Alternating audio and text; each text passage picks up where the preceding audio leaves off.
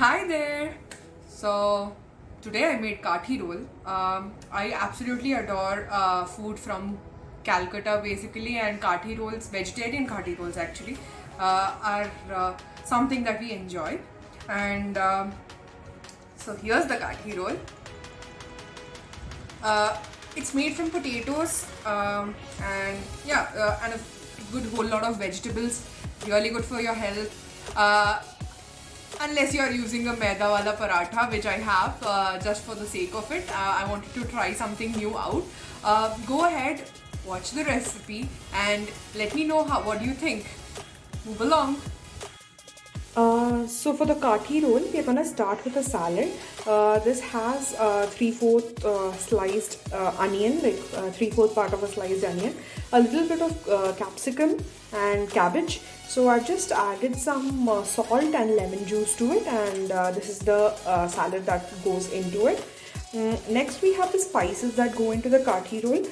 So you have haldi, turmeric, and you have red chili powder, a little bit of garam masala, amchur powder, dhania powder, jeera powder, and a little bit of chili flakes to add a pop. Now, when it comes to the actual filling of the kathi roll, we have 3 boiled potatoes over here. 1/4 part of the sliced onion from the salad I've just added to the filling. These are some frozen peas which I have run through with some boiling water, and of course some coriander and green chili. So do remember to adjust your red chili powder according to your green chili. Some of them might be very, very spicy. So according to that, you can just change.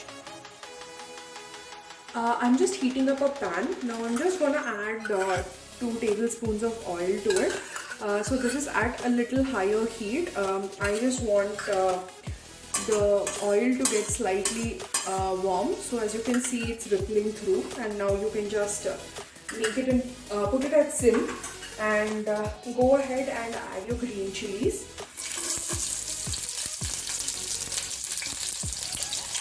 Once they pop, add in your onion as well.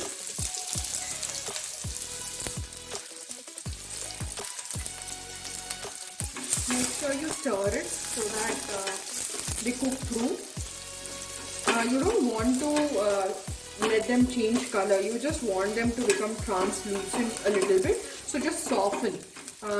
Here the aim is not to caramelize the onion, but just to remove that raw smell from it.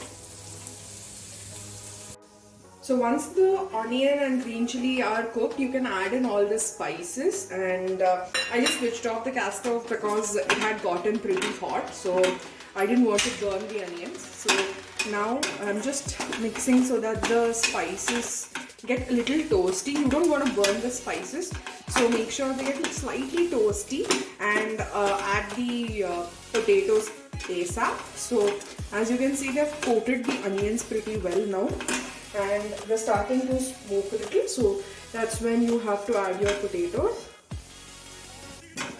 You can just crumble your potatoes in.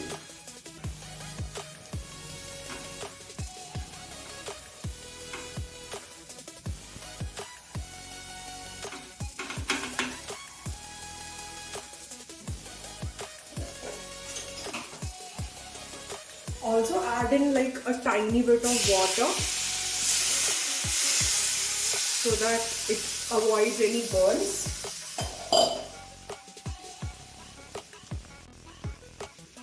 So you can just go ahead and mix your potatoes. You want to make sure that they're nicely coated, and you can break them up further.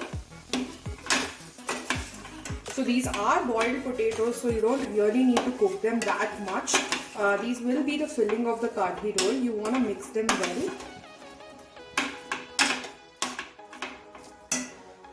Once they're nice and mixed, you can go ahead and add your peas as well.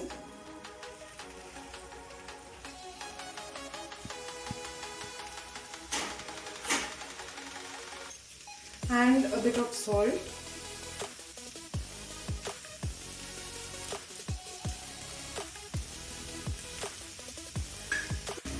So I just went ahead and mixed it. Now I'm just going to add another teaspoon or so of water, and just gonna close it and let it steam for another 5 minutes or so.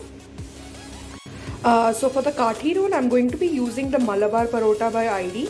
I just wanted to try this out. You can also use a normal chapati or roti or anything like that. So I'm just going to use the package instructions and I'm going to heat it up. And just like as it says, I'll be using the same directions that it has given to cook it.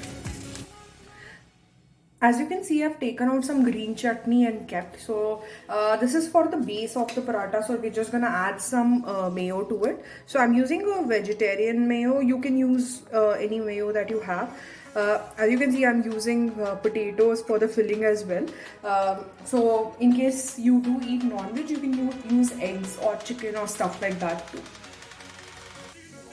As you can see, the aloo sabzi is nearly done. I'm just going to finish it off with some dhania leaves and we can proceed to the next step.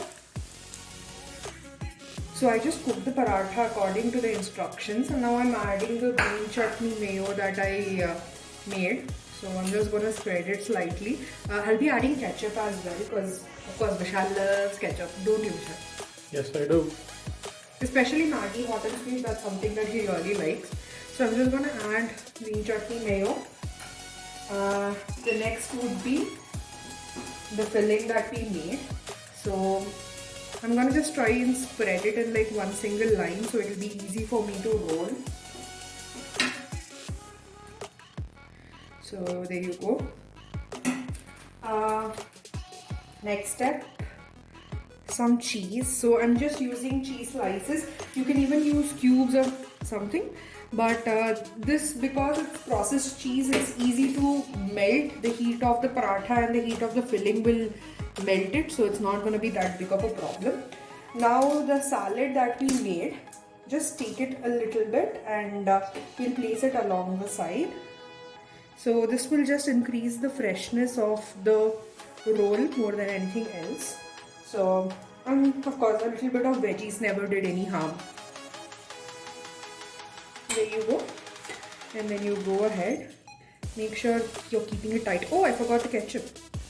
Don't you love ketchup? Let me go ahead and drizzle it.